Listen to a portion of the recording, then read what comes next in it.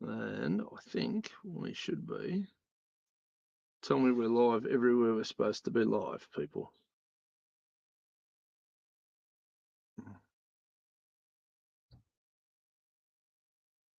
Are we live everywhere we should be?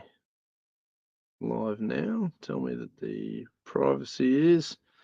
First things first, out of the people who are kind of watching, if you're watching on my Facebook page live stream, please give me a thumbs up or something in the comments, just so that I know that we're all good. Sorry, mate? Your lights are on. Does that mean it's not on? Probably, maybe. They're just on the right-hand side in the corner. It's like a panel light switch. Show comments on stage for sure. We don't have a problem with that. So that thumbs up. That's the Facebook live stream. Yes, we're good to go. That's good news. All right. This is going to be fun. Good on Facebook and YouTube. I love it when a plan comes together. Problem solved. Yes, where the Facebook live streams are back up and working, Councillor. Good. I know, right? How good's that? Good. Thank you, sir. We're on. We're rock and rolling, ready to kick a few goals as usual. So we better start from the beginning, ladies and gentlemen. Thursday night, Dean and Irv Spin Doctors, and we're back on Facebook Live, which is bloody handy because it does sort of knock the views around a little bit when we're not live on Facebook Live. Not that that matters so much, but obviously to get the message out, it's very important that we have access to all these platforms, really. So I worked out the problem. Yes. Facebook's modified some BS and it all had to be rebooted and a couple of privacy settings had to be changed in Facebook, not in StreamYard. So I was trying to do it in StreamYard. So anybody who's keen to do this type of streaming, StreamYard's a pretty cool platform. And there's actually a link in our program where if you want to jump on there, I'm happy enough to show you how to work it and get it set up. It's pretty easy because if a bonehead like me can drive it, anybody can. How's your week, Councillor? What's been happening? Well, I'm just fresh out of a council meeting, actually. I stepped out about 7. And it was pretty long. It started at 4. So I've got 3 now. So let's just roll into the intros. Yeah, you better do your intro. My name's Anthony Irvine. I'm a councillor on Temora Shire Council, but none of the views that I express here are those of Temora Shire Council. They're mine and mine alone. As an individual, as a free person in this world. Are you a free person in this world? I try to be as much as I possibly can. As you can be, but there are limitations and there certainly are restrictions. And I'm Dean McRae, and I don't actually have to answer to anybody in any sort of capacity, formally anyway. Obviously, if I say the wrong thing, the missus will give me a little kick or, some such business like that. Usual repercussions. Yeah, of course. But as a day-to-day basis kind of thing, my views are mine. Don't apologise for any of them. I say what I say. If I do make an error, I will absolutely own that, and I'll apologise or correct the statements. But as a general rule, my opinions are mine, and I make no apologies. Anyway, just so we can take the position as Temora's premier news hounds. For sure, yes. We are hot off the press. Hot off the press. Hot off the press. Poor old Pete Marnie's going to have wait a week for this information to hit the streets, but it'll be out there well and truly before Pete gets out of bed in the morning. Oh, look, it doesn't take much there, does it? Now, a recommendation was adopted at council tonight regarding a code of conduct. Another investigation conducted against me. Now I will read you. This, and it's going to be painful. I'm sorry. We're going to get it out of the road. We'll get the pain up and done. Yeah. We'll get this out of the road early so that people understand where this sits. I'll read this. Can I interrupt as we go through to clarify points, or do you just want to read the whole show and then I'll try and remember which points I want to harass you on? Well,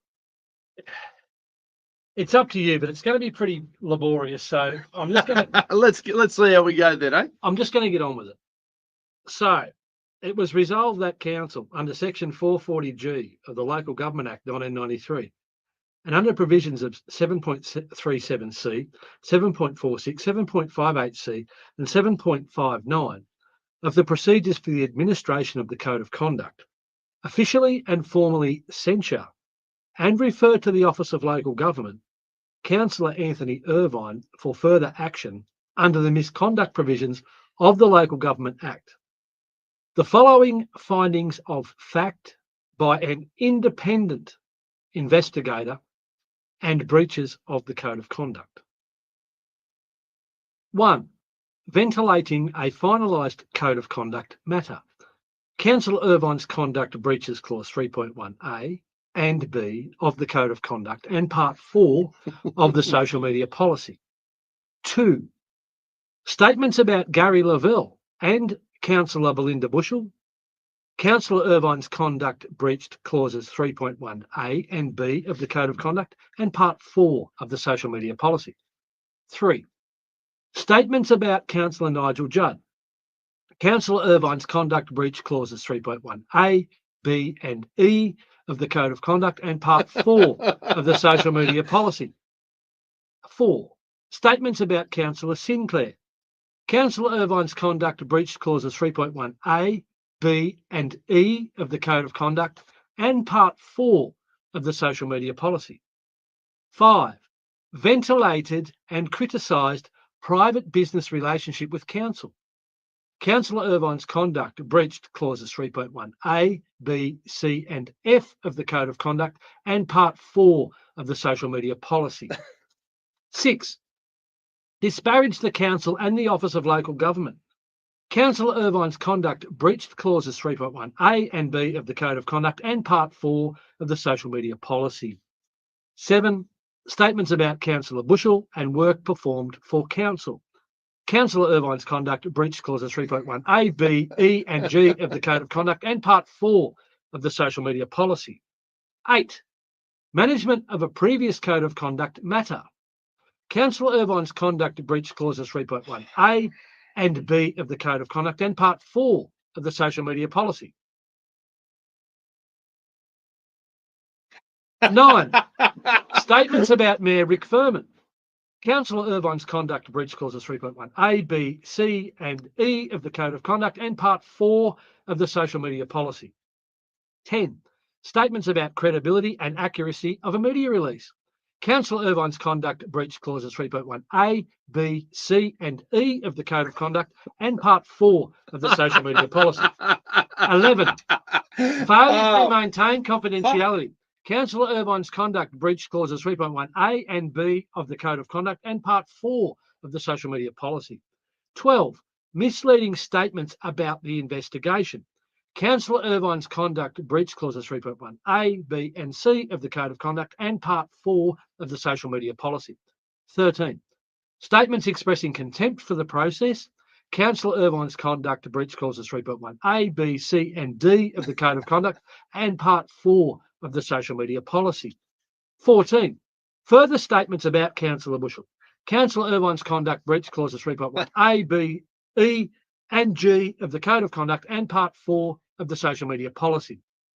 And further, that the General Manager write to Councillor Irvine, formally setting out his obligations under the Work Health and Safety Act to take reasonable care not to adversely affect the health and safety of others. That's a double-sided document. I need the next page. Well, you missed. There's not another page on top of this bullshit, surely.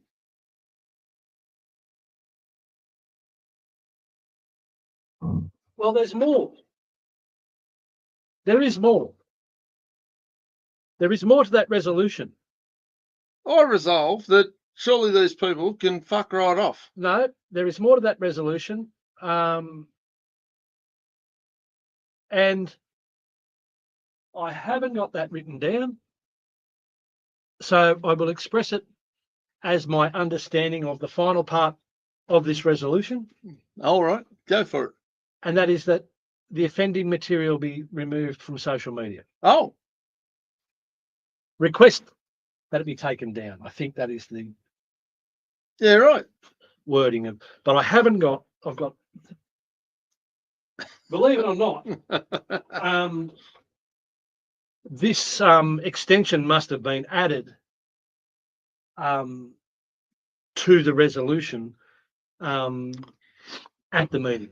So the resolution exists as it was written as the recommendation, Right. and there's been an additional part added. Oh, good. Okay, so in the interests of our Don't speak. Don't have your opinion. Don't fucking say anything. Do not. free democratic society that we live in, No. Remember, we're now part of the Labor Party down there. Remember, so there's no fucking freedom of speech involved with socialists. That's not acceptable. well, apparently, and we'll go back and we'll just look at this resolution. Yeah. Okay. Let's do it. 8. Management of a previous code of conduct matter. Councillor Irvine's conduct breach. What? I didn't manage it. What is the charge there? You've heard our feelings. No, but That entire shit just read no, as you've heard our feelings. this one, point 1, ventilating a finalised code of conduct matter. That's an action. Statements about Gary Lavelle. That's an action. Statements about Councillor Nigel Judd. That's an action that they've took offence to and they've decided to. Fuck. This one, management of a previous code of conduct matter. Well, I don't know what all these clauses are, but No, but that reads like bullshit to me. is it about a statement I've made about the management? You're asking the wrong guy. I'd be just setting fire to that and telling him to fuck off. Probably a good thing I'm not in the room, because I tell you what, I'd just be telling him to fuck off. Unfortunately, So now, does that? unfortunately now, I'll tell you what I'm going to do in relation to this. Yeah. Okay, so the public are now aware that I've received another code of conduct, and I believe I've fulfilled my obligations to faithfully and accurately reflect the resolution of council relative to that. And also, I will say that that was read out in the meeting, in the open section of the meeting. So you've now had to digest that twice. 3 times, because we Okay. hear it in the confidential, then we hear it in the open, and then we hear it now. So, yes, I have. Now, does it sit well? Anyway, Fucking hell. moving right along. What do we do about it? Well, I imagine the Timor Independent. You'll get a front cover next week. I think so. Don't worry about the kitty fiddler stuff going on in town. That'll get back page. Well, but I'll tell you what, you'll be on front door. If the Timor Independent reacts as they have in the past to any negative actions concerning myself, then yes, I do believe that it will be certainly very close to the front of the paper and receive a disproportionate amount of notoriety. That's part of the fun. That's my belief. Yeah. That's my opinion. I reckon it's a fair thing. So we'll wait and see. I mean, I'm allowed to have an opinion. I'm not a councillor. You're not allowed to have an opinion. As a councillor, you've got to shut the fuck up and that's do the what you're thing. told. No, because that's in conflict with and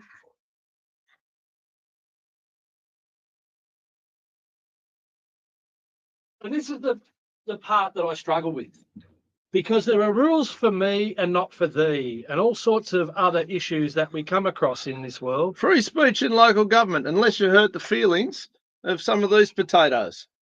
Free speech in local government, New South Wales. A guideline, June 2025. In here, you're allowed to make comment publicly on social media about the affairs of council. But apparently there's a look, with any of this stuff. They're hypocritical bullshit. No. With any of this stuff, there is a crossover. And someone, look, the best example I can give you is with perhaps the GIPA Act. Now, there's a clause in the GIPA Act that says basically it can override the confidentiality provisions in anything, any other regulation, if they don't meet the requirements of the GIPA Act. Sure. Now, this was pretty obvious in the deed of separation that I requested a copy of from council relative to Mr. Lavelle. Yep. And so far, like I was told that it was highly confidential, but so far about 95% of that document is now public access. Yes. So under the provisions of the GIPA Act, pretty much you can say something's confidential, but unless it meets the criteria within the GIPA Act, To justify then it's it not being, yes. sustainable. So what I intend to do is tomorrow I will attend to Moora Shire Council. I will make a formal access application for the final investigation report relative to these charges. Yes. Council will not be able to resist public release of said document, Yep. in my opinion, Yeah, yeah. because there are no criteria within that document that would allow council to suppress anything within that document. And once I've got access to that document freely and fairly under the GIPA Act, then we will go into the nitty-gritty of all the bits and bobs and really dissect the motives and the accuracy of the claims. But until that point in time, they're going to basically hold a stick over my head and with threats, so that I don't actually discuss it publicly. So what I'll do is I'll get the keys. Yeah, yeah. We'll unlock the document Yeah. via the proper processes, even though. You're a far more generous No. man than I. Well, look at this. A definition for corrupt conduct would be oppressive conduct where pretending something's confidential or claiming something is confidential when it actually isn't.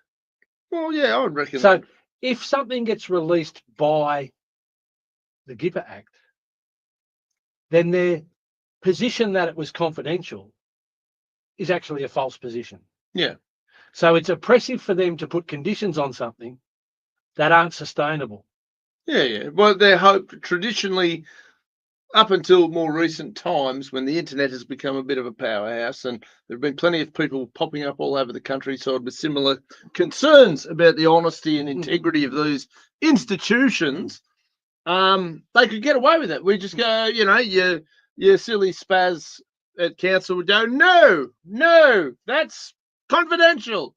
And when somebody would say, why? Because I have decreed it so. Yes. Because I have decreed it. Do you know who I am? Yes. I'm the mayor. I am the king. I am the boss. And you will comply with my bullshit. Now, unfortunately, that cat's out of the bag. That's like, I mean, look, they're still getting their little wins. There's little councillors all over the country that are going through similar shit. Well, I'll give you an example, and this is a cause of great disappointment for me tonight. Mm-hmm.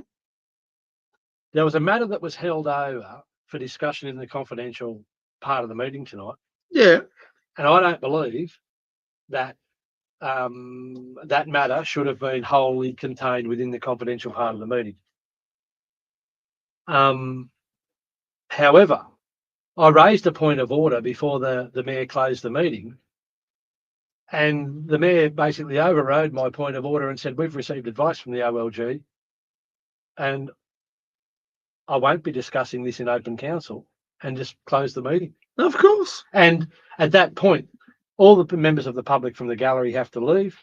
People from the press have to leave.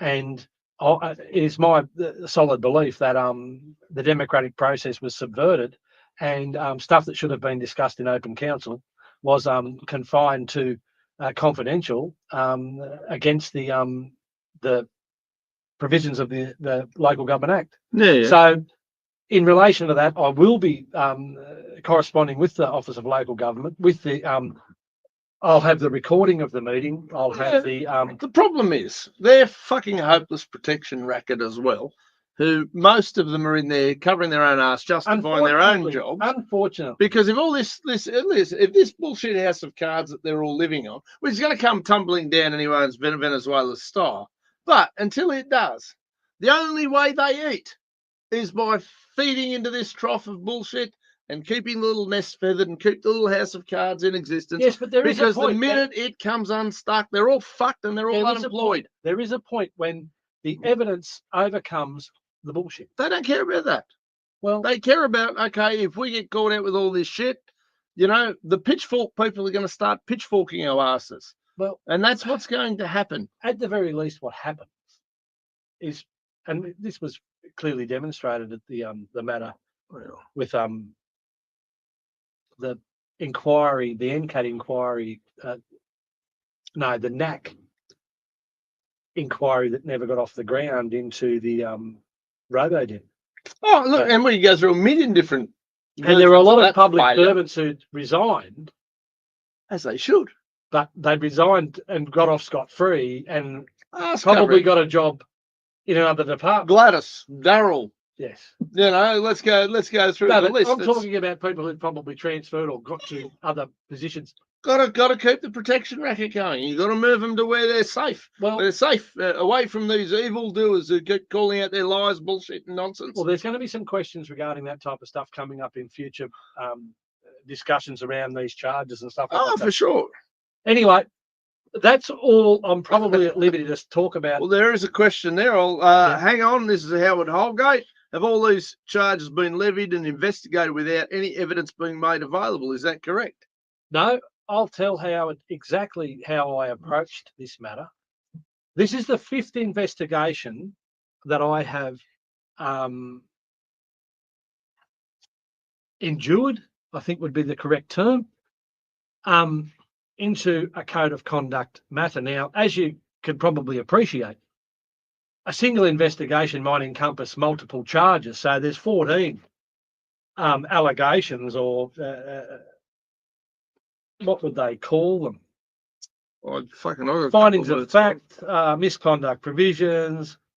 Anyway, there's 14 matters in that one code of conduct. Bullshit nonsense. So if we just do the simple math and average it, then that'd mean 70 separate charges.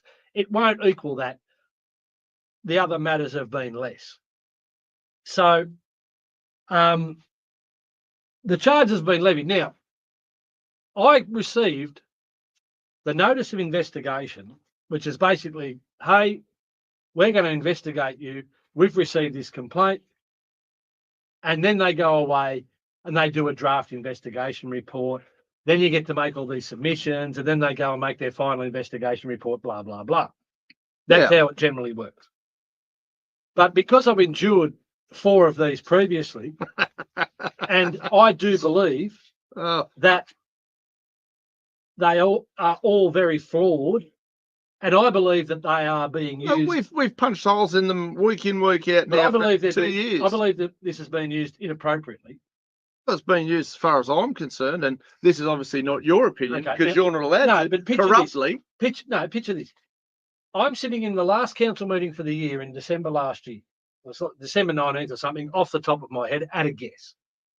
And I've got my phone on the desk, and my phone pings because I've got an email coming to my council email inbox. So I access my council email, and here it is. The very first stage in my 5th code of conduct investigation. From a code of conduct investigator saying, hi, I've got a heap of complaints against you that I'm going to investigate. Fantastic. So I'll be in touch in due course. Look, my response at this point in time to that investigator was, please leave me alone. I'm not participating in this process.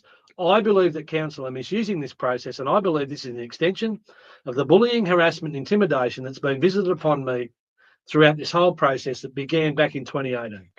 Well, and I'll tell you what. Now, that investigator, and I forwarded that information to that complaint and that rejection of the investigator's approaches to the General Manager of Temora Shire Council. Yeah. Now,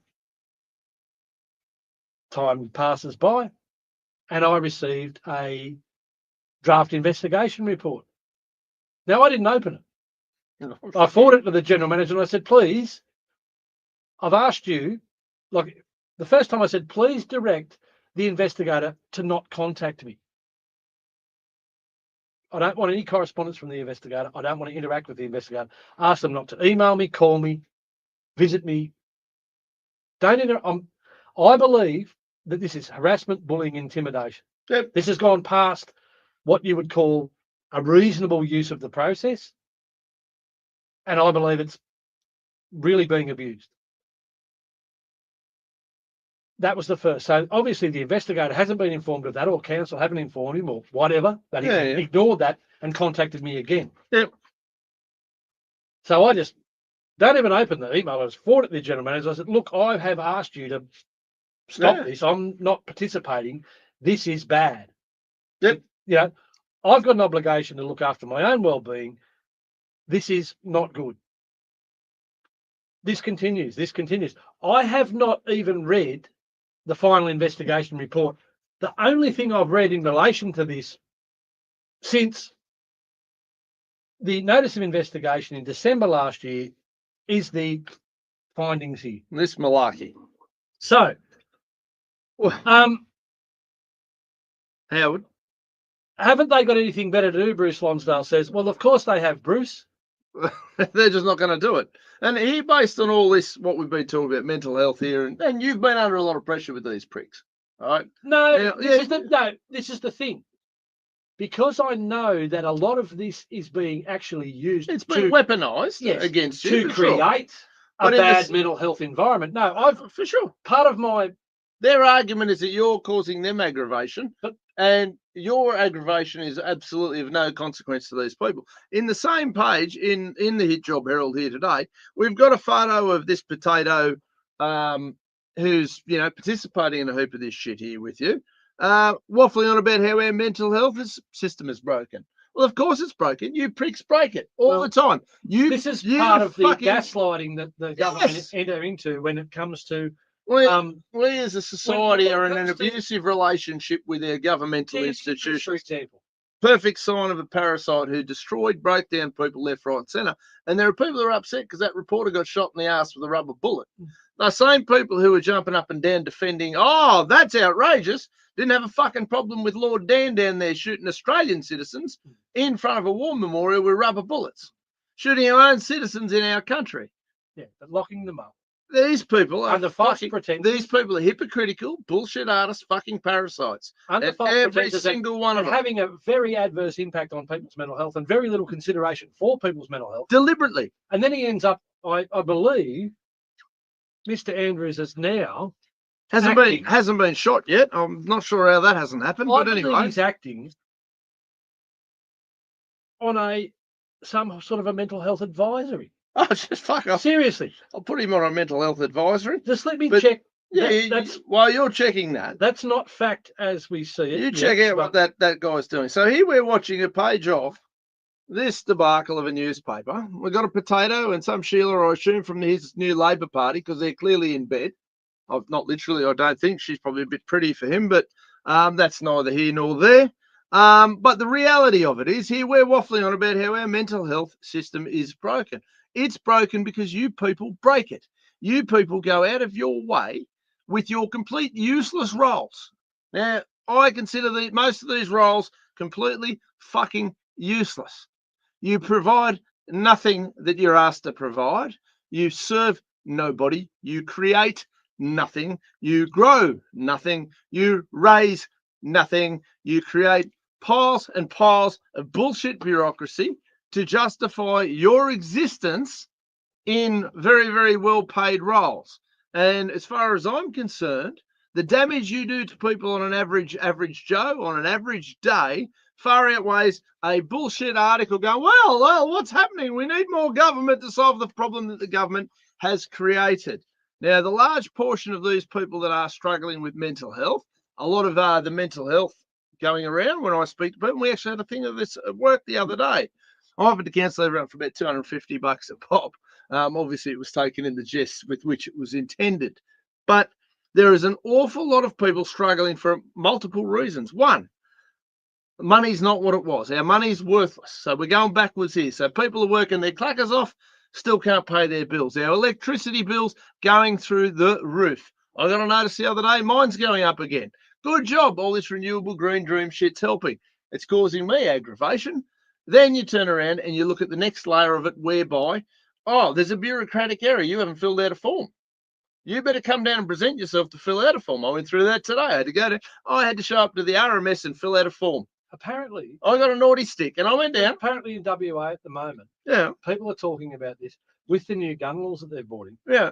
If you transport a firearm that you lawfully own and is lawfully licensed in your name, if you transport that firearm interstate and then return back into WA with that firearm, Yeah. if you haven't got the correct permit, apparently you need a permit to leave the state and then to return with the state. And if you haven't filled that out properly, it's $5,000 for going out and $5,000 for coming back in. Oh, good. So can you imagine if you live on the West Australian Northern Territory border and you shoot The side. at a gun club in 100 k's over the border, Yep. and you haven't filled out the appropriate paperwork, you could cop a $10,000 fine For bullshit paperwork for to justify a licensed firearm with a license. To justify to a useless fucking bureaucrat who, again, creates nothing, produces nothing, feeds nobody, does fucking nothing, and thrives purely off fines and our tax dollars. This is in Why Australia. are we justifying ourselves to these people? Within the confines of a country, a person acting what they consider to be lawfully, and they like this is. It's not even a matter of acting lawfully. You shouldn't have to. Everything we do as Australian citizens currently. Am I breaking a law here? Probably. Yes. You know, it doesn't matter what it is. Yes. It's completely farcical, and it's all this ongoing bullshit. Big government needs something to do, and what do? Well, they give themselves something to do by imposing more regulation. Which more regulations So creates more stress, more aggravation, more costs, more mental health issues. Yes. You hypocritical dickheads. They're not producing it. Nothing. Paperwork. Yeah. It's just paperwork. It's just paperwork, excuses, bullshit, and all the and fines justification. That they collect proper. And the family law courts are a disaster, and you throw in all this into a great big melting pot. Now let's throw in what's going on overseas. No, just go back to our friend here, Dan. Let's not call him my friend because I'd like to punch him, but my fist breaks. I've found him. What's this tard doing now? There's an organisation called Origin. Oh, Jesus Christ. Now, Origin are a organisation about us. There you go. That's the First Nations. Jesus. No, let's find out. Leading the revolution in young mental health. So their mission statement says, we believe that all young people deserve to grow into adulthood with optimal mental health. Everything we do is focused on that outcome. And a government gun to their head, and to be locked up for 4 years? How long did the lockdowns in Melbourne last under that prick? Well, this is the thing. We've got to look at the board now. Fuck, I'll look at the board. The board. Let's go. I had that information. Where is it? Oh, goodness gracious. Drive the thing, son. Come on, big fella. Come on. Let me find this. Yeah, you find the board of directors of this shit show. Because they talk about all this mental health, and they are the cause of it. We as Australians are in an abusive relationship with our government, and it starts with these sort of dickheads and the local version. Dictator Dan, the Honourable Dan Andrews, AC. Oh, no, should I say it? No. No, I won't. AC. I can think of a couple of things for AC, and I'm Dan more than Andrews happy. Is AC. Oh, he's AC, all right. I'll give him the AC. Honourable Dan Andrews, AC, was appointed as chair of the board of Origin in October 2024. Mr. Andrews served as Premier of Victoria between 2014 and 2023, Leader of the Opposition between 2010 and 2014, and Minister for Health between 2007 and 2010. Throughout this time, he was a significant mental health advocate, which included establishing the Royal Commission of Victoria's mental health system and helping to fund the development of Origin's Parkville site in Melbourne's biomedical precinct. Oh, so they know him. Oh, look, fuck. He's fantastic. He's got a board position. What a dead shit. So he knows all the people, and he helped set up their Parkville site. Didn't he get thrown down a flight of stairs at a dinner party? No, but if he didn't, he should have. As witnessed throughout his career, Dan shares Origin's passion for promoting diversity, equity, and inclusion across key areas such as gender equality, LGBTQI plus rights, and improved outcomes for First Nations communities. Look, he's obviously the man for the job. Well, I can think of a couple of jobs for him too. Dan looks forward to supporting the organisation in realising its vision for all young people to enjoy the very best mental health as they go into adulthood. You know what? When I was a lad, I dead shit. When I was a lad, No, didn't look, need any of that. and here's the thing that's often brought up. I reckon I walk a pretty solid line between generations here. You know, my grandfather came back; he had a bit of PTSD and all from all reports. But he actually went and fought in a fucking war, like a proper one, a bit like the ones going on overseas, which most Australians have never come anywhere near. The average punter rolling around here has never had a shot fired anywhere near them. They've never been under any sort of military duress. It is at the point now where a TAFE teacher can't use red pen to mark work. Why? Because red pen indicates bad. Oh, well, it is bad. If you get it wrong, it's bad. You fucked it up, fix it. But you can't even make any negative. You can't say that's wrong. You've got to say it's just not quite right. No, it's not quite right. This isn't quite 2 right. + 2, 7. Look, you're nearly there. It's not wrong. No wonder everybody's hard. It's just not quite right. And this is why all these kids have no fucking resilience. They run all these bullshit resilience programs run by these grandstanding fuckwits who have no interest in you being resilient or your children being resilient. They want you compliant, and they want you weak enough that you will be compliant with their shit. That's why one of the big reasons I'm as unpopular as I am is because they can't bend or break me to their fucking will. I know they're full of shit. I know they're corrupt. I know they're fucking lying, and there's not a damn thing they can do to hurt me. All right. And unfortunately, and we saw it through COVID, unfortunately, there's an awful large percentage of our population that have been beaten into submission, bullied into submission, harassed into submission, and terrified into submission. And also overworked into submission. There's a certain point there where people say, yeah, I really care about it, but I ain't got the time.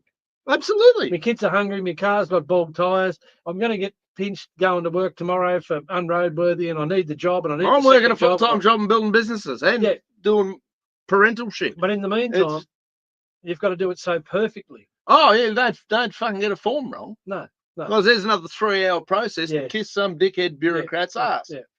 This is where the whole country is broken. The kids are going through schools where they're not allowed to question shit. You know, you're supposed to go to school to learn how to question shit. That's a big part of what it's about. I'm not sending a kid up there so you can drill into them that, you know, oh, well, all white fellas are bad because there was a stolen generation. Fuck off. I'm not jumping through those hoops. That's not going to be happening. My kid wants to learn a bit about Aboriginal culture and some of the horrible things that happen. I've got no dramas with that. I don't have any problem with them learning. You know what I want?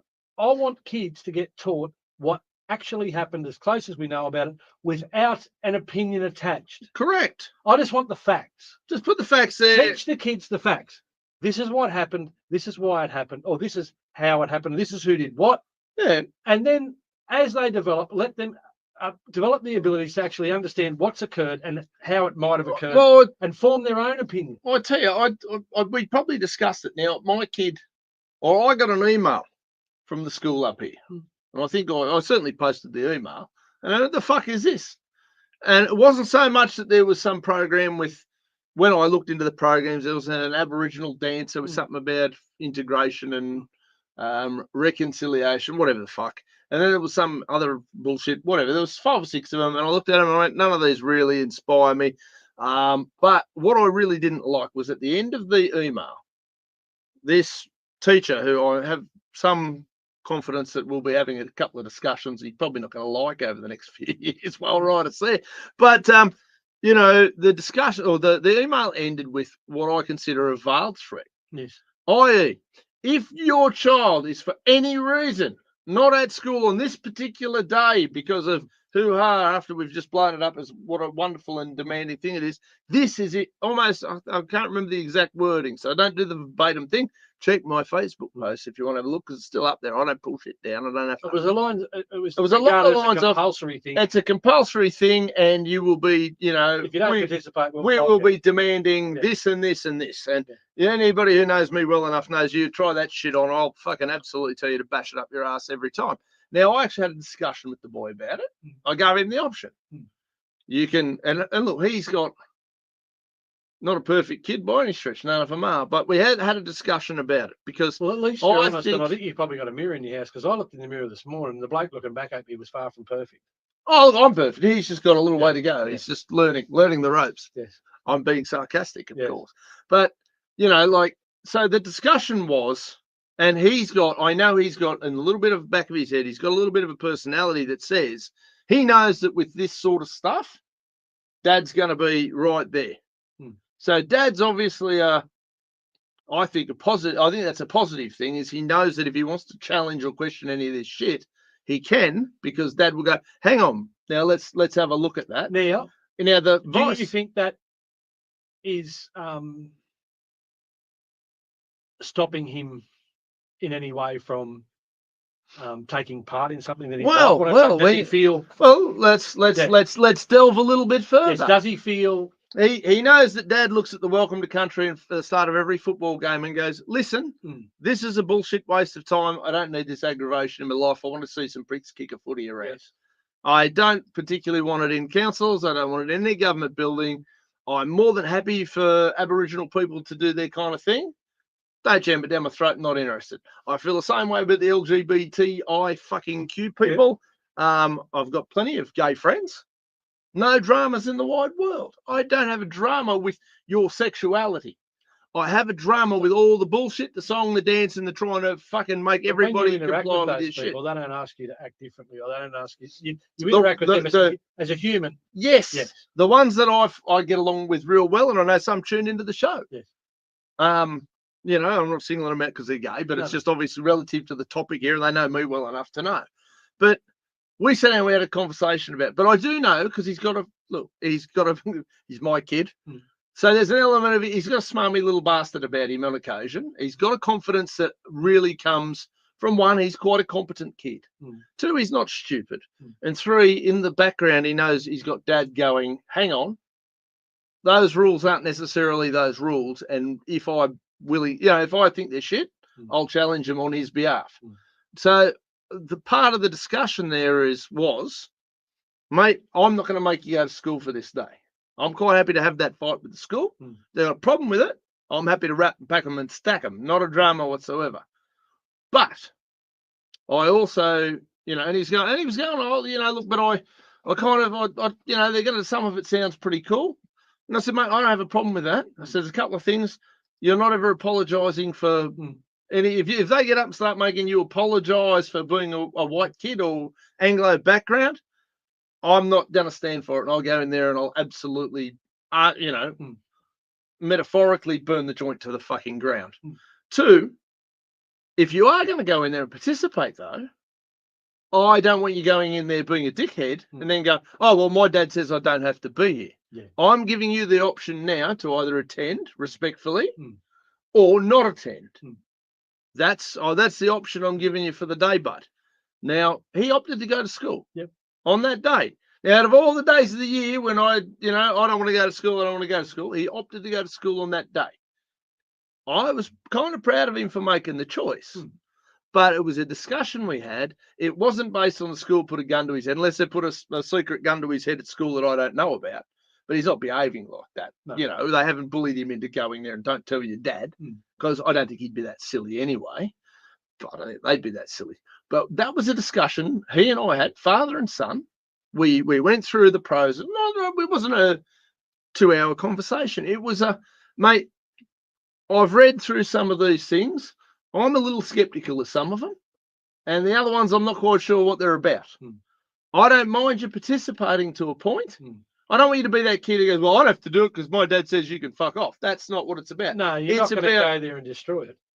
I'll destroy it if I think that they're being underhanded. The kid, you're not going to allow the kid to just go and absolutely be a pain in the arse all day. Absolutely not. And derail anything that might. Other people may really thoroughly enjoy that shit, and that's fine. But he had that option, and we talked about it, and we went through it. I'm not making you go to, you're not going to go in there and have to pat a kid who thinks it's a cat. I'm not playing that game. Yeah. I don't have a problem with the kid that thinks they're a cat. I think their parents probably need to give them a bit of a toe up the arse. Hey, that's between you and your kid. But I'm telling you, I'm not going to be allowing that bullshit. Now, a lot of kids with this mental health stuff, I see in Ryder, and Ryder's had an interesting, everyone, all they all have different backgrounds, different starts, different whatevers. We're working with a lady currently with some of his he's got a few little issues based on how he came into the world and how he sort of ended up here all of a sudden. And, there's a lot of stuff that went on there and stuff that he missed out on and stuff that he's a little disappointed in. And then, of course, there's the other side where he's a real confident little kid who's doing really quite well in a lot of areas. Other areas he struggles in. Now, I think long term, time's going to tell, he's going to be a fairly resilient, well-balanced kid. It's going to take some time in certain areas. I applaud the actions to discuss and explore the single parent situation and those questions he might have as to how come I'm here and all the rest of it. I reckon that's pretty wise. Well, we're not always wise. We've had a few blow-ups over it. That's what I mean. So I think that's I think that's pretty wise, so that he can get it rationalised in his own mind to a stage where he can move forward, and it's not an encumbrance. Yeah. You know what I mean? When we work through it, and life's hard enough without starting off with chips on your shoulder. Well, you know what I mean? So if you can get any of them off, and you actually feel like you're free and clear to go ahead and move forward, I think that's a great idea. And anything you can do to it's costing me a few dollars to bring in an outside lady to assist. Money. Some people call it therapy. I call it performance coaching. I call it sensible. No, but I call that sensible. I call it sensible for a couple of reasons, and it's funny because a few people said, "Oh, yeah, but how do you know that they're not going to just brainwash him with shit?" Because then the money stops, and I go, "Listen, dickhead, I'm not paying you anymore." But not even that. There's that paranoid element of all these people are woke dickheads. There's not even. I've obviously handpicked somebody who I think will be a good enough balance, sensible. I don't want him to be a replica of me. I want him to have a slightly different ability to digest. But you also need someone who can sit there and listen to someone who can create an environment where the kid feels free enough to express any concerns they've got, and then to openly discuss them and just give the kid some options to cope with it. Yep. Absolutely. Some solutions and maybe some ways to look at things. Now, the last thing that anyone wants is, like, you want someone who's free and clear, and the last thing that you want to do is have them in 5 years' time go, "Wow, they spun me a line. They spun me bullshit." Or mum lied to me, or dad lied to me. Or mum lied to me about dad, or vice versa. And that'll be so disgustingly toxic. So I've always endeavoured to be as honest and answer any question that any of my kids came to me with. I've always really tried to answer them as honestly as I can, and to leave and to try and make it age appropriate as well. That's where I find that it's a little more challenging. 100%. But I could sit down and discuss climate change with this kid, and he's going to look at me and glaze over within 30 seconds. So trying to be age appropriate with what we're discussing with them is obviously valuable as well. One of my kids came and asked me something of a religious nature. Yes. And the conversation was basically, "You don't believe in God, do you?" And it was like, "Woo, that's between me and him or her. Nothing to do with you. What you want to believe is up to you." Yes. And, I'll create an environment where you can make those decisions. And I'm not going to tell you what to think. That was the way I always approached that type of thing.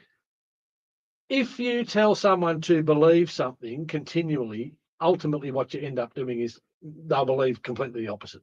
Yeah. Or they'll rebel, or they'll have to, every now and then Ryder will throw it at me that I'm gonna vote for Greens when I'm older, Dad, if you do that. Absolutely. He gets that little game, and I look at him and go, "You're not that stupid." But anyway, the only way anyone can ever stay stuck with anything, or they have to own their decision. Yeah. So I believe that approach that it just allows him to exist in his own space and to have an outside person that hopefully he trusts, who is a responsible, sensible adult, who can give him solutions to his problems and Well, answers to any of the questions. Not necessarily solutions, but help him work to finding Well, the solutions yes. to those things. Give him the thought processes to come. That's it. Oh, mate, yeah, right. Well, that's how that happened. Have you Yes. thought about this, Yes. and this? Because, Absolutely. and we also know that being a parent, Yes. you know, sometimes, and me and my old man, a lot of people who watch this show know my old man. A lot of our political opponents knew my old man very well as well. Yes. He and I would clash ferociously, and sometimes if he'd say the sky was red, Yes. I had to find a way to prove that it was purple. Yes. It just was how it was, and sometimes that's how it is. And I look at Ryder, he couldn't be more like me personality-wise. Realistically, it's kind of scary. Well, that happens with genetics. I know, right? But managing that has to be slightly different because Dad and I collided. Of course. I'm trying to go, okay, how would I, when Dad and I used to collide, Dad was pretty firm in a lot of things. No. Well, that's End how, off. That's And how it was back then, and you'll do what I tell you. Yeah, and it worked terribly. And of course, when you're one of them dogs that digs holes under the fence, and of course, every time they tell you you can't do something, well, you just find a way to do it. That was what we had. So I'm looking at this kid at this age, and I'm going, right. So I can't be just knowing all things. No, you can't. I need to pick and choose the ones where I go, that's not fucking happening. Well, and then there's things like this school thing where I go, righto, mate, we're going to do some. Yes, and you want to encourage the kid to make the right decision. Absolutely. You want to give them the thought process, and you want to have that's the thing. It's our job to teach them how to think, not what to think. Absolutely. And half the time I did stupid things, not because it was the right thing to do, but because it was just the opposite of what I was told. Because Dad said you don't do that, so you went and did it. That's right. Now, also, there will be an element, and this you're just going to have to live with this. Regardless of how many times someone tells you something stupid, unless you do it yourself, you won't believe them. Absolutely. So, it's the old Homer, don't put your finger in the PowerPoint. Yeah. And I've made more mistakes than anybody on planet. Sometimes I think I make mistakes just at a faster rate than most people. And look, careening through life at the velocity that I do. If ever I want to learn something, my first approach is, all right, well, let's start making mistakes. Yeah. Because the only way you learn something is to make the mistakes. Okay, I won't do that again because that's the outcome. I won't do that again because that's the outcome. Oh, that didn't work. Well, that's obviously out of the equation. Out of that playbook. And then all of a sudden, as you make enough mistakes, you actually work out how to do something. Yeah. Look, and that's where it's got to be. And that's where, like, your old man can't save you from the world. No, God no. And it's not his job. I know Charlie would have been trying to save you from all the mistakes he made. Oh, for sure. Look, and also he weighed up the three of us kids that were obviously in Tamora. There's Shane, who wasn't really sort of directly involved as we all grew up, but personality-wise, there's a big difference between my brother and I. Well, that's the thing. So he got managed very differently to how I was managed. Now, some of it was good. Some of it worked really well. Yeah. Some of it was rebel, bash that up your ass, don't tell me what to do. Yes. Come here in your room. Yeah. And we'd argy-bargy and we'd whatever. And again, like some people go, oh, well, you can't do that to a kid. Some kids need it. Yes. The trick, I think, as best as I can think in this space, is they're all different. Some kids respond really well. Some kids are highly intelligent in certain areas, and you can actually put something to them and they'll absorb it. Other kids won't absorb that. They might absorb it a different way. There's all these different ways. But it's like the spanking argument as well. Some kids, a good smack on the ass, they actually register and they go, oh, fuck, I won't do that again. Well, and other kids, you're wasting your time. You're just going to hurt your hand, and it's silly. And there is no point smacking Ryder. It would be a complete waste of my time. He wouldn't learn anything from it. It would be of no benefit to him whatsoever. And I'd end up with a sore hand. Right? You also there's a point where a kid goes virtually wild animal, and it doesn't matter what you do in that physical sense. They just go into a shell. They don't care. And it won't penetrate. And it just sets up these walls, and it'll never. Well, I mean, I told you the story about the cemetery with the young boys. Oh. No, so a couple of young boys, including Ryder, must have been 7 or 8, all local kids. There was 4 of them. And these 4 kids did a little bit of vandalism. I know. And it was actually very, very early on the piece when I'd ride full time. And I do remind all of these kids of this every so often. Now, they're now all 12 12-year-olds, but at the time they were sort of 7, 8 maybe. And it was the first time I'd ever trusted Ryder to be home alone for about an hour. Di was away. We all know that without Auntie Di, I would have struggled a hell of a lot more than what I have. She's a saint. But she was away at something, and I needed him to behave himself on his own for about an hour. With 3 mates. Well, the 3 mates thing's one of those things, all kids that live nearby, and, oh, fuck, what do you do? Mate, we had the big talk. I want to trust you. I want to do this. Hope everything's, I'll be home at this time. Anyways, I got home. Everything seemed peachy. We've had a win, eh? Yep. Good first step. Well done, boy. How's everything? Everything good? Yeah, everything was great, Dad.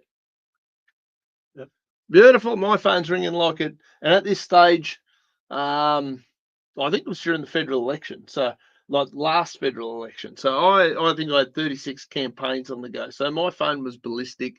I got candidates on the phone down. How do I do this? And where do I solve that? And all of a sudden I look at the front door and there's a knock, and it was a local police officer. Can't remember which one now. Hi, is Ryder here? Sorry, what?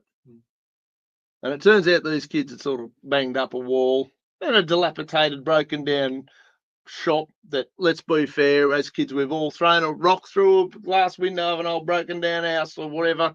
Anyway, they done it and got caught. Something that looked unkempt. They didn't think we need to keep this kept. They kind of went, oh, look, wow. Anyways, these kids caused a bit of a ruckus, got called out. Anyways, and of course, we're sitting there, oh, shit, what are we going to do here? What are we going to do? I thought, and of course, all the usual punishments came up. Do we take their tablets off them? Because when we were kids, we didn't have tablets. Yeah, and I don't mean riddle, and you mean the devices, like, do you take the devices off them, the tablets off them? Do we ban them from sport? Yeah. Does that affect their teams? Do we, what do we do? Do we smack them? Do we take them out the back and beat them with sticks? Yeah. Obviously, ground until are they ground? Ground until. Yeah. Anyways, I thought, oh, fuck. I just want to scare them into understanding it's not the right thing to do. Now, some of you, enemies and friends alike, may be familiar with when one of Tamora's great crimes was a cemetery got smashed up. There was some vandalism. Pretty serious vandalism. Plenty of talk about who knows what, where, why, and when still to this day. The perpetrators are still at large. CSI Tamora didn't manage to, solve that one. But again, that's not really the point of this argument. But it does go to show that quite a lot of things in Tamora can disappear when you would like them to. If you're in the right circles, perhaps, maybe, possibly. But anyway, so what I thought about doing, I had to get one of the other parents was all in. The other one was kind of away anyway for the next few days. So a couple of kids got a little bit lighter than the other two. What I ended up doing was I rang Meryl Graham.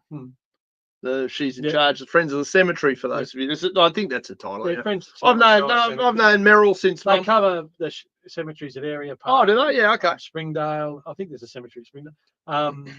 Trungley Hall. Okay. Yeah, so they all the spaces, including Tamora. Yes. So I sat there. I thought about it because obviously I was pissed off, right? Yes. I sent him to bed without dinner, and Mum said that's the most dinosaur thing I've ever heard of. I couldn't think of anything else. I was too cranky. Just go to bed. You're not getting dinner. Bugger off. I don't want to look at you. Yeah. And he was pretty, distraught. It was the most trouble he'd sort of been in since he'd been with me. And anyway, he's gone in there. I'm fucking. What am I going to do here? I'm not raising the Kelly gang. Yeah. Anyway, so I rang Meryl. Couple of days thinking about, spoke to the other parents, and they were weighing up. So he missed out on a couple of weeks of sport, including school sport. His devices were taken, and I, as a final taboo, kind of let's scare the living piss out of him. And it must have been a Thursday or a Friday, so it worked out kind of well. I rang Meryl and said, Meryl, I've got a couple of kids here I really want to scare the pants out of in a positive way. I want them to remember what's happened and that it's significant. It's not something that we do. We don't go around doing shit. And we've all done dumb shit. I'm not sitting here saying I'm perfect by any stretch, but I don't necessarily want him to do silly things that I've done either. Mindless vandalism isn't on the list. It's just one of the let's try and see what we can do. Anyways, Meryl agreed to meet us at the cemetery. I think it must have been about 6 a.m.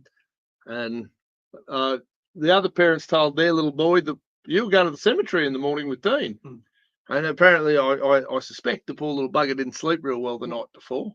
He thought he was going into a hole in the ground. And my little fella, I didn't even tell him about it till I got him up at about 4 in the morning, 5 in the morning. Right, get up, get your warm gear on. Anyways, dragged these two little boys down to the cemetery to meet Marilyn. It was just that eerie time when there's, this bit of mist rising and bit of mist and a bit of pre-dawn light. Daunting, yeah. No, these two little boys are terrifying. Of course, Meryl's nice as pie. She's I said, Meryl, make them scrub graves with a toothbrush or something, weeds. And that's what it turned into. We spent an hour or so pulling weeds. She explained a little bit about vandalism and, like it's not something we want to get in the habit of, boys, blah, blah, blah. And it was what was very, very interesting was they started asking questions about the graves and the people on them. Yeah. And that was, oh shit, hang on, this is probably cooler than what I realized. And one of the questions that one of the two boys, this was 18, whatever. And I said, boys, they wouldn't have even had the internet back then. They probably didn't even have cars. Yes. You just, by the time they sort of relaxed a bit, obviously they weren't going to die and get thrown into a grave somewhere or anything. No zombies were coming to get them. Anyways, but we're having these really cool conversations that turned into.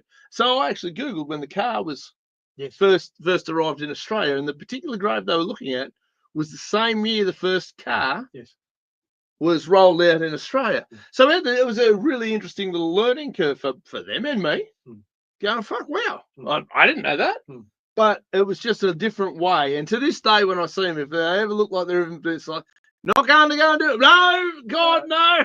God, no. Straight and narrow. Lesson learned. And, look, it's fun now. It's a bit of a running joke. But there are different ways to do these things. Maybe when you go to the cemetery now, we've got a lawn cemetery section. You've got your other portion lots of, I've got to be fair, lawn cemeteries are so boring. We need the old big or Presbyterian or whatever it might be. But back to your previous point, perhaps we need a portion there for secrets. Tomorrow's dark secrets. And they can bury their dark secrets in the cemetery. I reckon there'd be a few of them floating around. It'd be probably one of the biggest sections. There are some dark secrets that have been buried in Tomorrow. This town's had some wild ones for sure. They, when they gang up and they stick tight, they're pretty impenetrable. Well, they've always been pretty impenetrable, that's for sure. So it is interesting. Yeah, it's not very open, and that's a bit sad. Elements of that, anyway. I think always these things dealt with early are best. Dealt with early and get it over and done with. It's one of those things that a small cut can be exposed to the air and cleaned, can be dealt with early and it heals quickly. But covered up and not tended to tends to fester, and it can turn into something quite gangrenous and maybe life-threatening. Let's be fair, we're still talking about these things. Yes. These things still get brought up even in that context. But no, I'm talking about in general, and like I say. Well, before you flick away the hit job, Harold, there's one in here that I'm going to touch on because this vile child sex charges laid is pretty disgusting. It is. To have that happening in Tomorrow. Now, this is a town, of course, it's a friendly town. Now, and nothing negative would ever happen in this town. That's right. Now, the presumption of innocence exists. These are allegations until proven. They've published the name of the offender. There are some heinous acts that they're referring to. Absolutely. It's very unfortunate, but we all know that the police will not bring charges against someone in the absence of evidence. So they must believe that they have a very strong base of evidence to bring these charges. I think that's true. Yes. And we've discussed on this program before my up and down history with police, law enforcement. Some I think are phenomenal. That's pretty much like everything, isn't it, in society? Absolutely. The only difference is I don't sit there and go, back the blue, the police are always right. And I don't always go, all police are assholes. No. I go, some are dead shits, and some are phenomenal. There's just the standard of every cross-section of the community. Absolutely. But we've had this type of shit happen in town before. It happens in the world. It does happen in the world. This is probably the most public one I've seen in the paper in my recent memory. Yes. Now, I've never made any secret of how I feel about child sex No, that's offences and it's- offenders. I believe I'm on the record with a tribunal in Canberra suggesting that anybody who is found to be violating, intimidating, or sexually violating a child should. I think the comment that I made and told the judge to write down was, "I certainly don't have a problem if those people were stoned to death." I think that's what's on the official writing at the tribunal. There is a country in the world who I'm sure are investigating or have adopted castration. Nigeria, I think it was. So I saw that the other day. Yeah. The problem I have with that same problem I have with the death penalty, really. Like, the death penalty should only be inflicted by cranky fathers, not fucking governments. I have more faith in cranky fathers than I do in governments. The only thing I've got against the death penalty is it's not reversible. If it turns out that there's been a miscarriage of justice, it's not reversible, and I have such a great distrust in the government system. And we know that there are circumstances. I don't want, Ricky, I'm going to send people around, take photos in your windows of your house, having the authority to command life or death. Yeah, I think that's now. I just don't think there's anyone alive. I don't think there's anyone alive that can make that call. I've got and if you are going to make that call, you need to be the one to pull the trigger, press the button. If you haven't got the balls to do it, you can't do it. But even in that respect, the only time that a decision to take someone else's life, I believe, is valid is when you are facing that individual and they're going to take yours. And it's that's what I'm saying. If you haven't got the balls, no, but this is to do it yourself. But if you've got a situation where it's being decided by others and they weren't there and they don't know what happened, 100%, yes, then I believe that that individual may be put into a dark place, a dark hole, whatever it might be, for the term of their natural life. Yeah. But if it, by some freak of nature, turns out that some ridiculous set of circumstances occurred and this person was not guilty, then they can be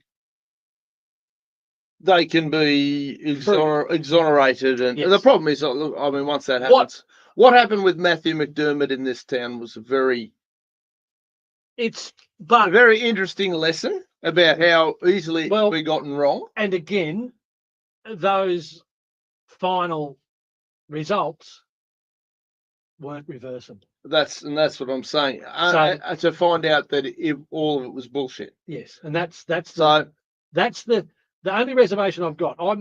I really do have no sympathy, compassion. No, but I also know that we get it wrong. Fucking oath. So I'm not prepared to say, but that's only 1 out of every 999. Yeah. Well, I don't want to be that 1,000th guy.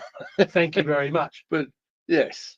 And if I didn't do it, I would like the opportunity, even if I'm 75, to say, I fucking told you I didn't do it. Yeah, it wasn't me. I told you 1,000 times and you still buried me. If in the event that this is, and let's be fair, I'm going to give the police the benefit of the doubt on this one. Well, because I can guarantee there's not a chance in blue hell that it'd be in the newspaper. The newspaper. By name. Now, I've got no time for the newspaper. I think they're a bunch of useless parasites. But to have the balls to, people said I should have sued them when they put that real shit about what I did in the paper. And my answer was, no, it's factual. It's not very nice. They've kind of probably pumped it up a little bit more. I got far more fucking front page time than this. Yes. But they've named the guy. So I reckon there's a pretty good chance that guilty is charged. Well, I'm sure the more independent would be hoping that. They'd be hoping it. So would the police that have obviously announced the thing. But,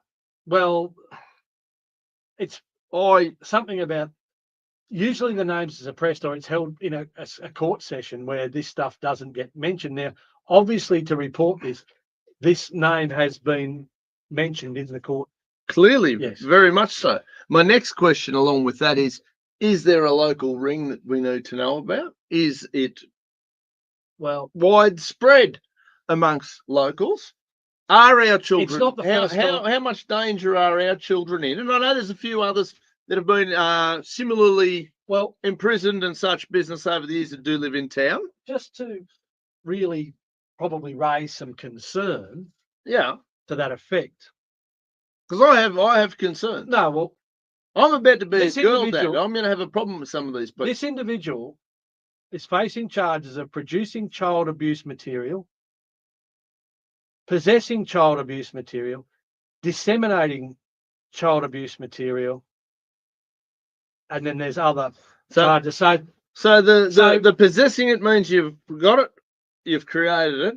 The who's he disseminating it to? Right. So who else is getting their shit? Yeah, so that's part of the concern. There is a network, obviously. There's obviously a network. Is it based locally? Yes. What's this protection racket like?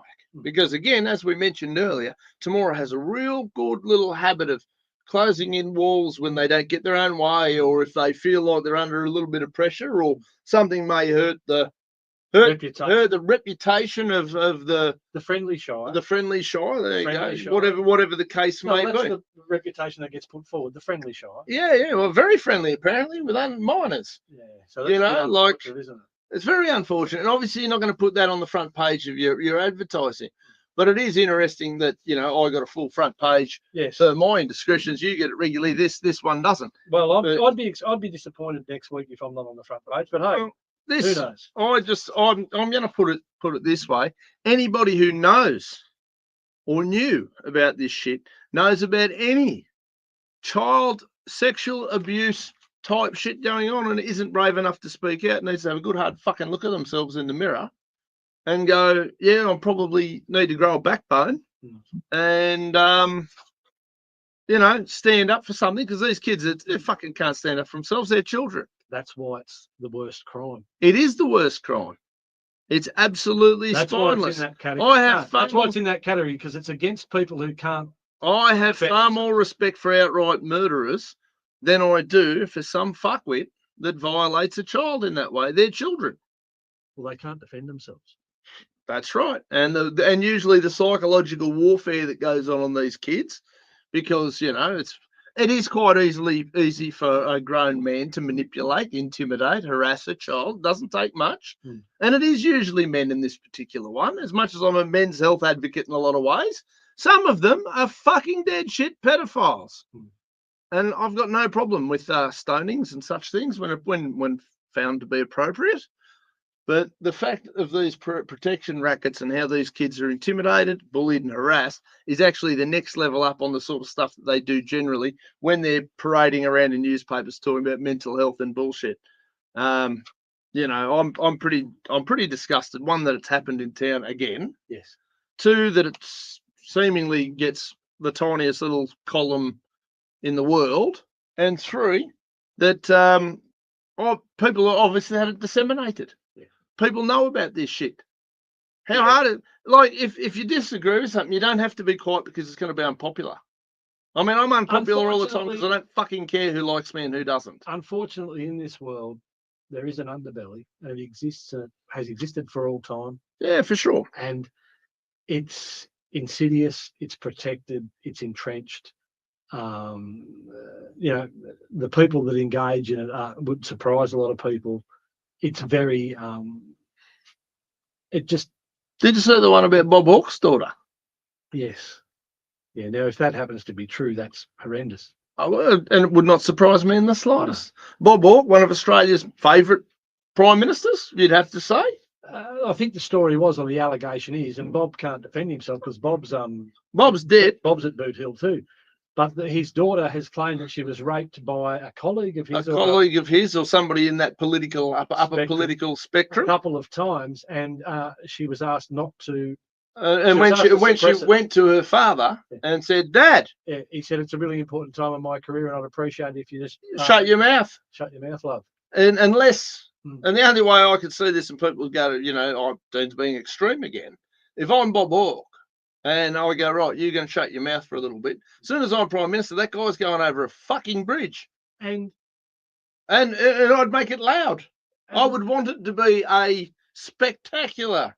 But is that, not even that, is it a very sad indictment on what it takes to get up into those upper to get into the upper echelons of power in Australia? You have to be that degraded as a human. You either have to be that degraded as a human, or you get around it by being so independently strong that you just steamroll over those little fuckers. Well, but we've seen what happens if you ask the wrong questions and if you...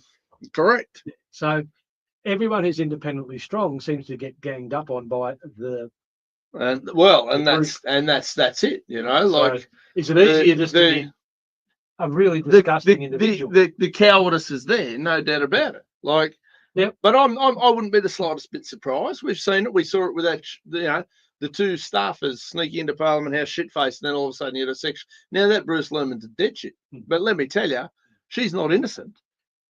Look, I'm not going to make any judgments on that. It's been. I've already judged it. Both of them are guilty of being fuckwits, overindulged, spoiled, fuckwits. And it's still ongoing. There's still matters before the courts. It's going to continue to go. And here we are sitting here scratching our head, and we've got dead shits like this and others now violating kids. And that's in our society of our richness and our wealth and our systems. Yeah. I'm going to show you something that I came across just the other night. Now, I know sometimes I let you read out 48 pages worth of stuff, but this is an hour and 42 video. No. This is just, I want to show you a video of working conditions for this individual. It's tax time at Officeworks, so claim everything you can. Obviously, we always get that. Officeworks, new sponsor of Doing Enough Spin Doctors. Rinki Kumari has been working at India's largest coalfield since she was only 8 years old. Look at her go. It's practically illegal for her to be here. She risks her life every day to help feed her family. She inhales toxic smoke and often burns her hands and feet. अपना जान को खेल के देने सुरक्षक सामान कुछ भी हम लोग ऐसा ही आते हैं. But at 17, she still endures these brutal conditions with a smile.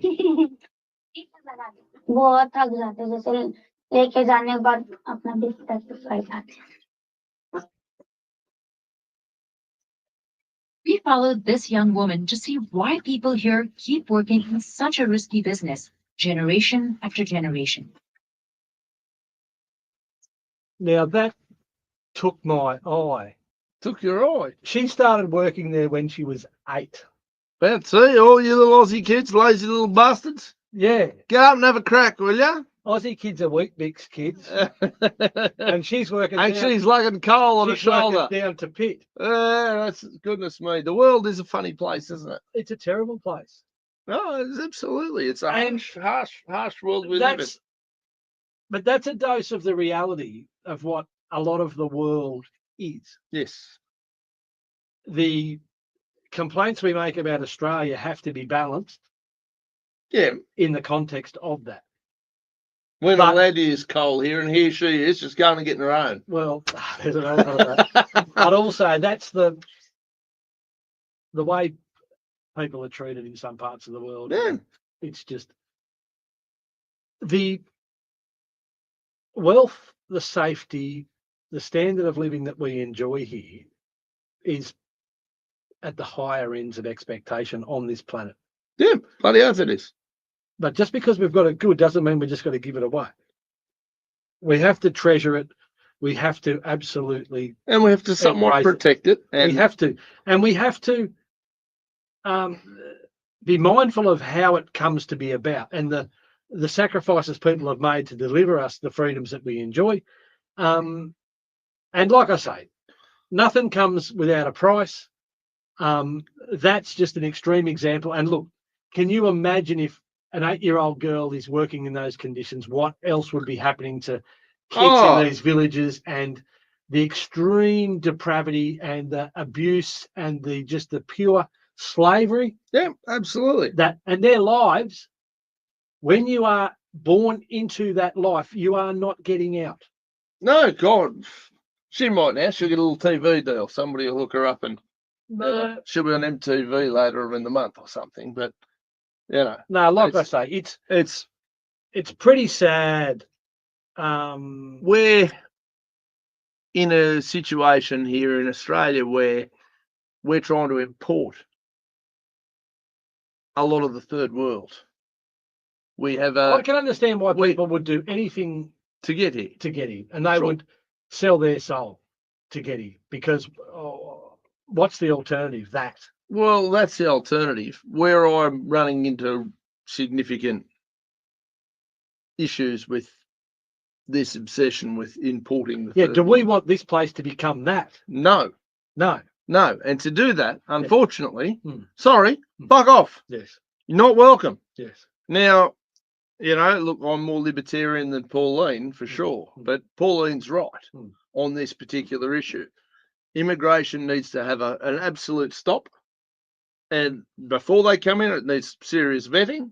I don't want any of these pricks running around with machetes. Aren't dangerous. It's the lunatics who think it's okay to wield them at other people that are dangerous.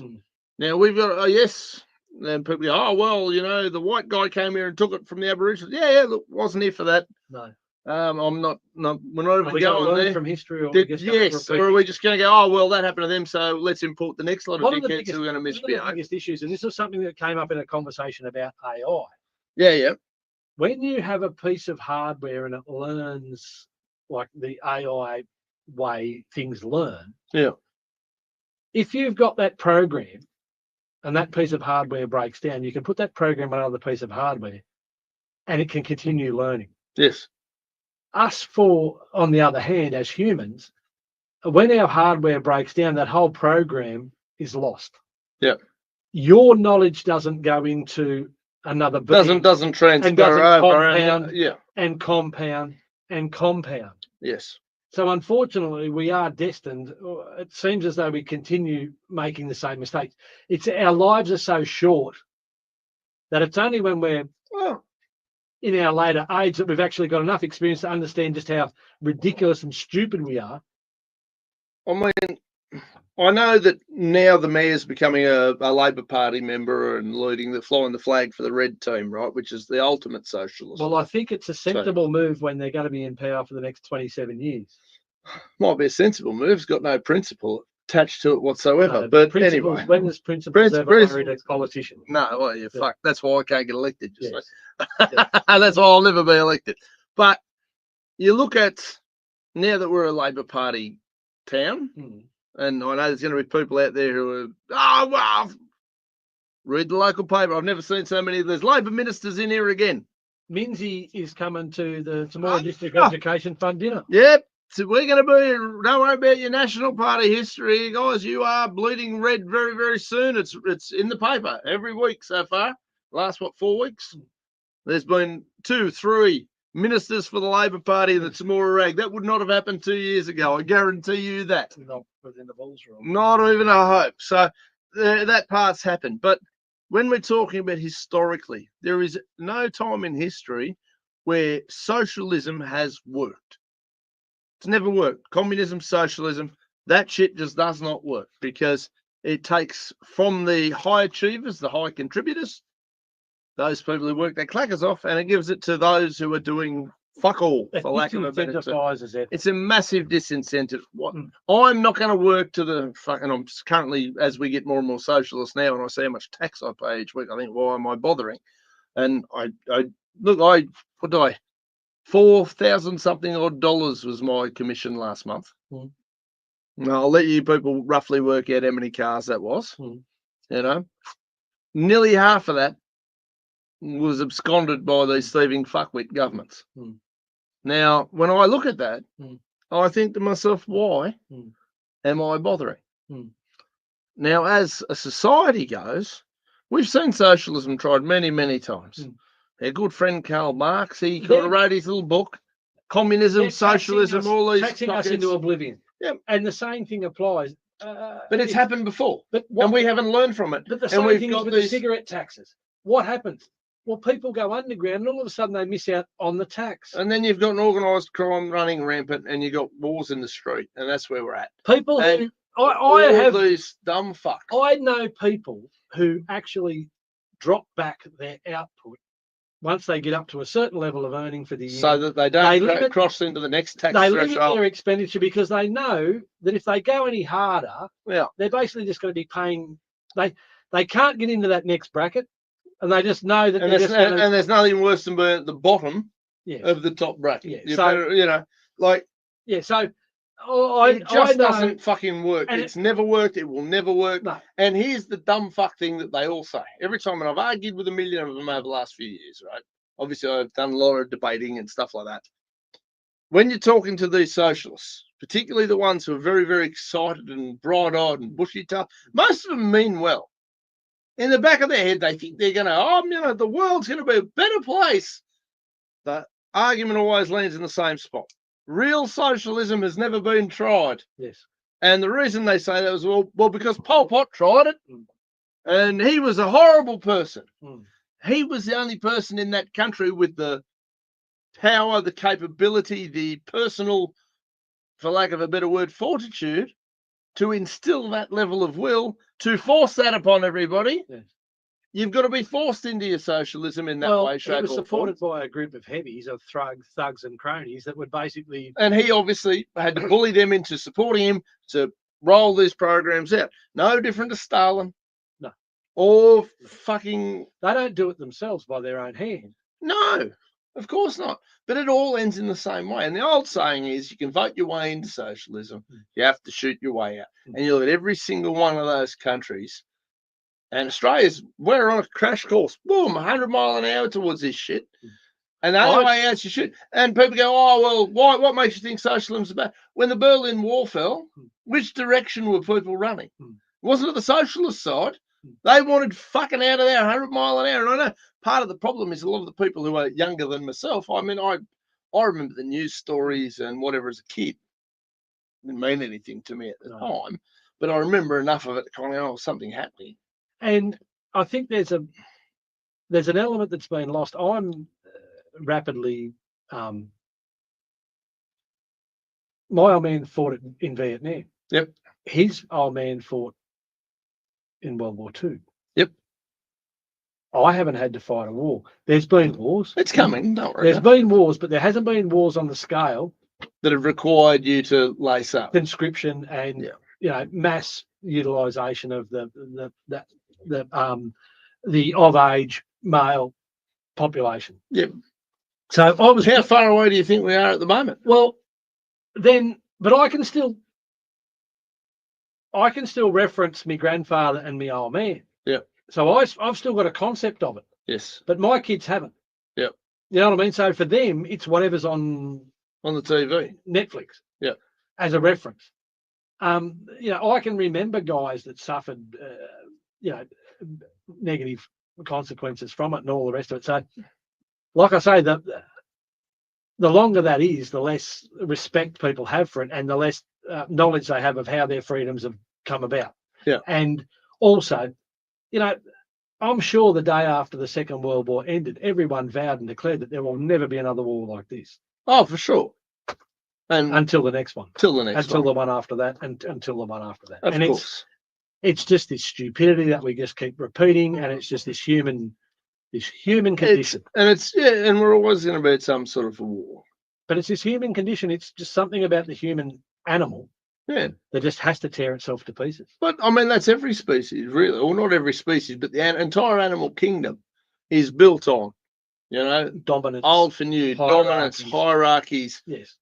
Fuck, the lion's going to eat the elephant, so on and so forth. But we just have this delusion that we're a little bit more evolved.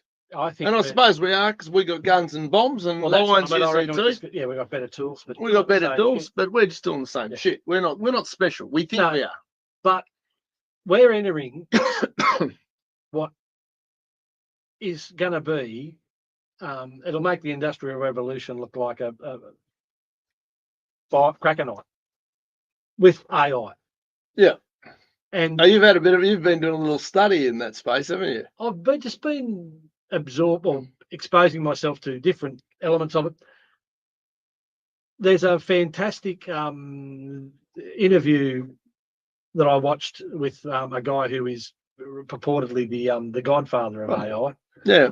And worked with Google, and he's now retired, and he's sort of coming out publicly with a few of his observations and a few of his concerns. Mm-hmm. The question asked by the interviewer is, what would you tell your kids to do for a job? And he says, well, look, I worked for Google for 10 years. My kids don't have to work. Yeah. And he said, okay, well, hypothetically, if you were a normal person with normal means, what would you tell your kids to do? And he said, in my opinion, AI is going to replace all of the cerebral type jobs very quickly. Yep. But the dexterity of the machines isn't at the level yet of a human. Yep. And he said, so I'd tell my kids to be a plumber. Yep. Yeah. So this is probably where we're reaching. And this is an observation that I had when I looked at my council papers the other day. We got a report there back in March that was completely wrong in respect to what it was asking us to do, how it conflicted with the current regulations. And it was just such a wrong report. Yeah. Pardon me. Now, we discussed it on the show. Yeah. Regarding the use of potentially contaminated materials Yep. in the base of a shed under a slab. If AI was in charge, that wouldn't happen. AI would go, the use of that material not allowed in this application, void. Yeah. You wouldn't get a report of that nature. Like, that's where AI is going to come through. There's situations now where accountants, lawyers, all of these people are going to be. Oh, they're going to be completely obsolete. I'll give you an example. I've got a niece who recently won employment as a graphic designer. Yep. Now, apparently, this is my wife told me talking to this kid's mum. Yep. She was one of 400 applicants for this job. Yep. And they shortlisted 10, and those 10 had to pitch for the job. Yep. And she won the job. Wow. Good on her. That's Good on excellent. her. But as we know, graphic design in Australia for the last 20 years has been outsourced overseas to third-party providers from India or Bangladesh or wherever. Yeah. Well, now those providers are being replaced by AI machines that have learned what it takes to do this basic graphic design. Yeah. So that whole industry It's wiped out. is going. It's the same as the printing industry when they used to have to actually set up the whole printed page with pieces of metal and it used to run through the printing press. I sat down the other day and did an agreement because, as we know, I don't employ people. I will do arrangements with people, subcontract people. I'm not going to You'll work with other businesses. Absolutely, but I will not employ anybody under the current AR laws. Yes. IR laws, as my English, Yes. in this country. Not doing it. I don't want to be in any way, shape, or form an employer. Not interested, right? This is the task I have. This is the money relevant to the task. If you do the task, I will transfer you the money. Thank you. That's the end of our relationship, unless I want you to do the same thing tomorrow. But 5 years ago, when we had a heap of restaurants, we had six menus, staff everywhere, fucking pain in the ass, right? But anytime we wanted to nut out stuff like that, we'd have to go to a lawyer. We want to do contracts, partnership agreements, all that sort of stuff. Go to a lawyer, spend $500, $600, $700, $800, $1,000, whatever it is, depending on the circumstance, complexity. Could take a couple of weeks. I can sit down now and I can jump into my chat GPT machine. And I'm getting pretty good at it. I'm not going to lie, I've spent some money on doing a course on it. And that's the entire AI spectrum from DeepSeek to, I can design the pictures. I The can current create the landscape. books. Yep, as it is, I'm currently red hot in the middle of it. I'm knocking out certificates left, right, centre, mastering this shit. Not because I think it's going to be overly beneficial to a broken down old chef who can sell cars, but I know it's the way of the future. It's going to be massive. But I can sit down now. I think anyone who ignores it's going to get hit by a bus. You're right. I agree. Hence why I've spent the time and some dollars trying to learn this shit. But I can type in to my chat GPT. I could do it now and come up with a 15-page contract if I wanted to. Act as if you are a business owner. Now that's one of the little tricks to chat GPT. You got to tell it where it's coming from, what position it's what taking. position it's taking. Yeah. So act as if you are an owner of a freight business, and you're looking to create a subcontracting arrangement with another independent contractor.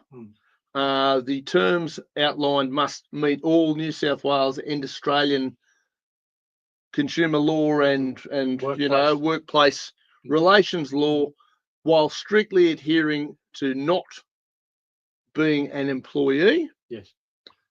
These are the terms, these are the conditions. Bang. This is what I'm willing to pay. These are the circumstances of the role. Blitz, it will blitz out whatever. Cut it, paste it, put it into Word, read it, of course.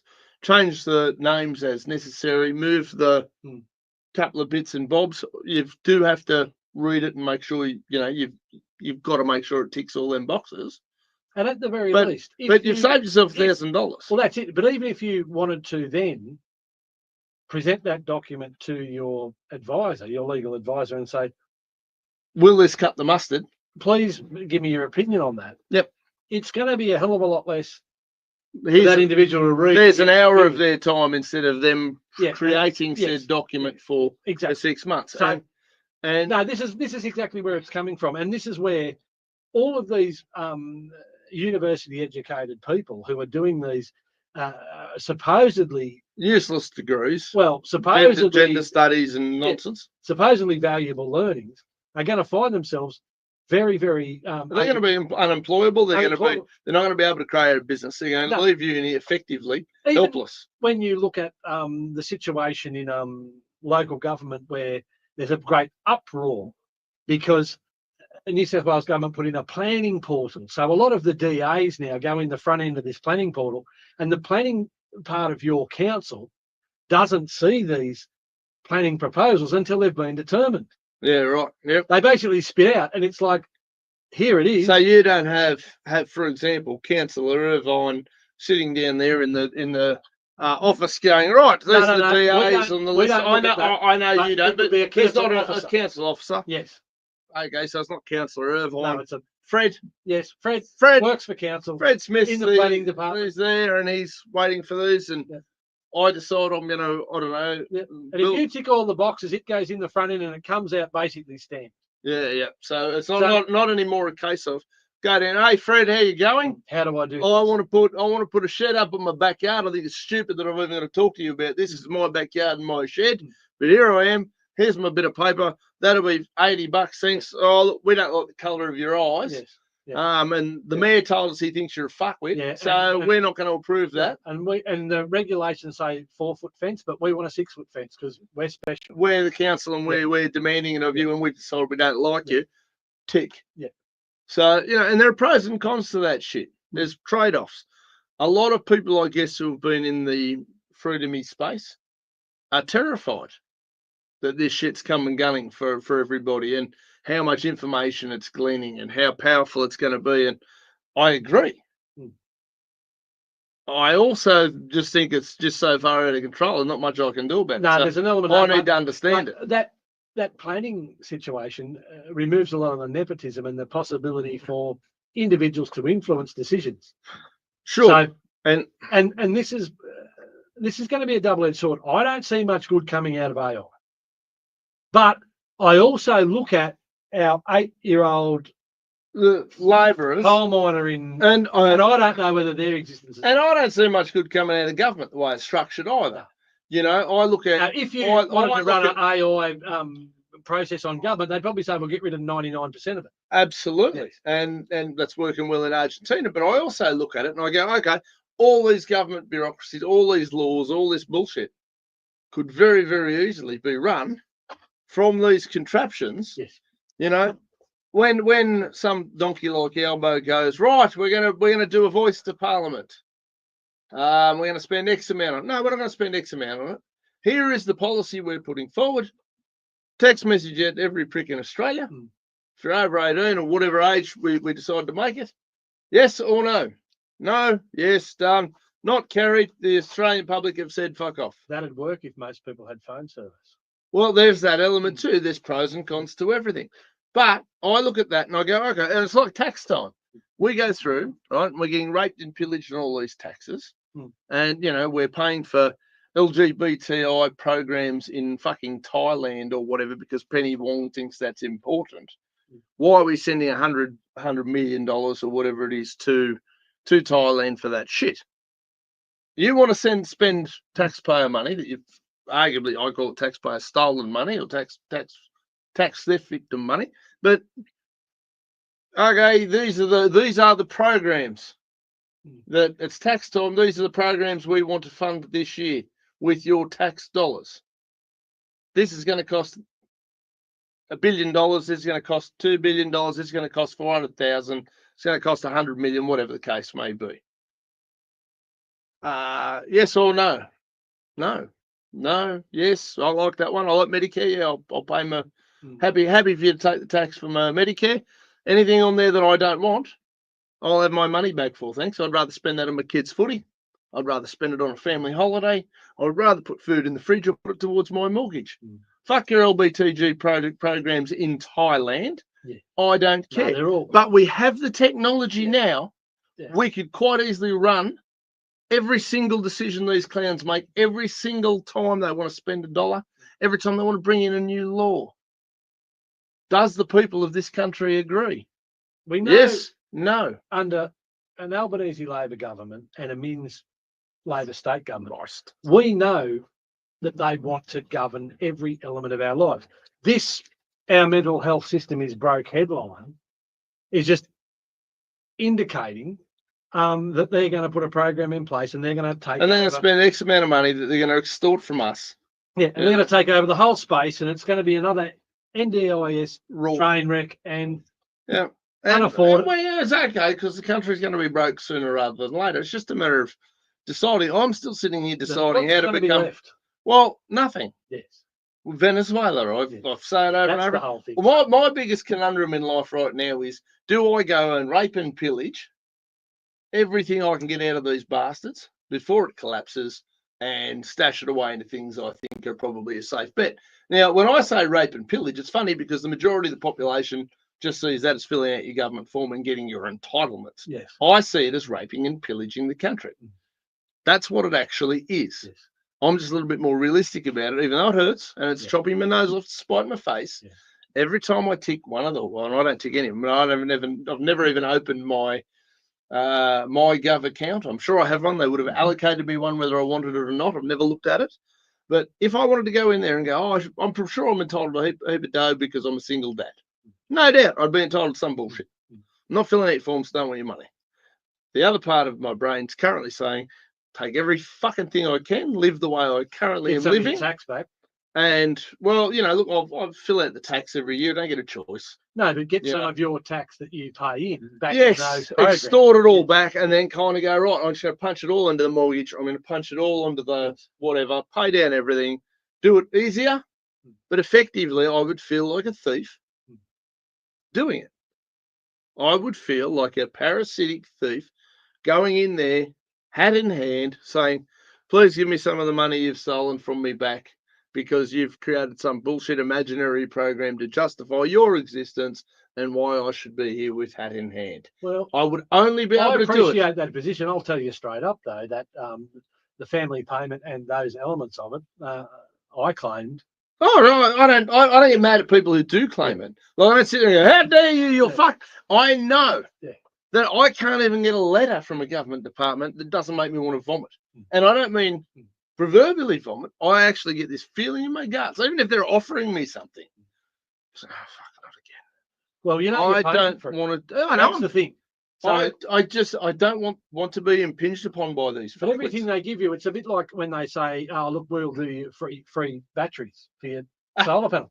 No, you won't. I'm going to pay for them. I've already paid for them. I've paid for them 1,000,000 times over. So you fucking lying thieves. Yeah, don't lie. So if I was to go down to that path, I would have to outright in my head be able to talk myself into the fact that I'm going out. I'm going Al Capone and I'm robbing these fuckers. Yeah.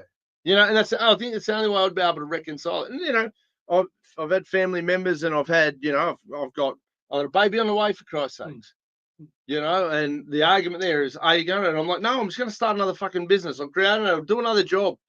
I can't fucking go to these people begging them for mental health. He's a fucking parasite. Oh, Stretch. exactly right. Like. Yeah, so on the one hand, they say something. On the other hand, they're doing the complete opposite. Of course they are. It's just a shell game. It's just shit. It's fake and move and just distract and it's it's a sad state of affairs. So are we having a World War III? Is that where we're at? You reckon it's going to kick off? Who knows? I mean, they're throwing bombs at each other, but they've been doing that for fucking thousands. That's exactly right. And what is actually going on? Is it a distraction? We don't know. There's something at play. Pardon me. There's always a lot at play, but I can't keep up. I know that there was some boats. Someone told me that they had an order of urea, which is a pretty important ag input here. Yep. That they were due to receive, and that they'd been told that was it. There'd be no more available. Yep. Because they were some shipping companies were shutting down their routes through the areas that are affected. Those Middle East areas, yeah. So that was having an impact. There's been a spike in the price of fuel. There's been a spike in the price of precious metals. Of course. There's all of those. All of a sudden, the thing's going to turn to shit. Let's bunker down type moves. So it's risk off. Like it's get out of anything risky. Risk on is when people are piling into property and piling into this and piling into that, and everything's bubbling along. Well, it's risk off at the moment. It's just in saying that, the most money and profits made when there's blood in the streets. Oh, but at the moment it's almost like there's going to be a lot of bargains while people are panicking. It's a World War Monday. It's off by Friday, but then it's back on next Tuesday. But then it's off. It's like the tariffs, Trump's tariffs. Yeah. They're on. They're off. They're on. They're off. It's just got everyone wrong-footed. No one really knows what's going on.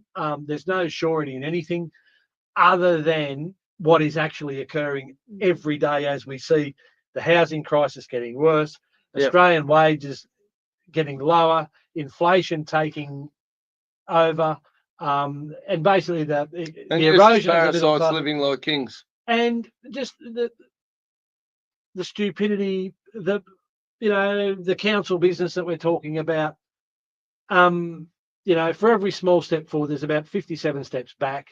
It's very hard to see any of it with any positivity.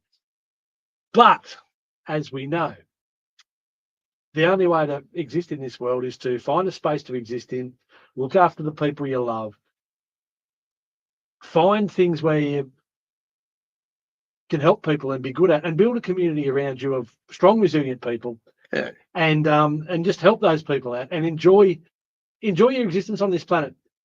We're so lucky to have what we've got when you consider just how bad some people have got it. Oh, for sure. So, absolutely. Whilst we know what's going on behind the scenes, and whilst we know what's occurring at the hands of these nefarious deed doers, we have to resist it. Like, I went to a council meeting tonight and I resisted what I believed were some really poor decisions. I wasn't happy with the outcomes of some things, and there's going to be some follow-up, but that'll be made public in the future as the secrecy provisions are rolled back. Yeah, of course. And then I think, and look, even for the cost of this code of conduct, how many people know and understand now what's actually going on?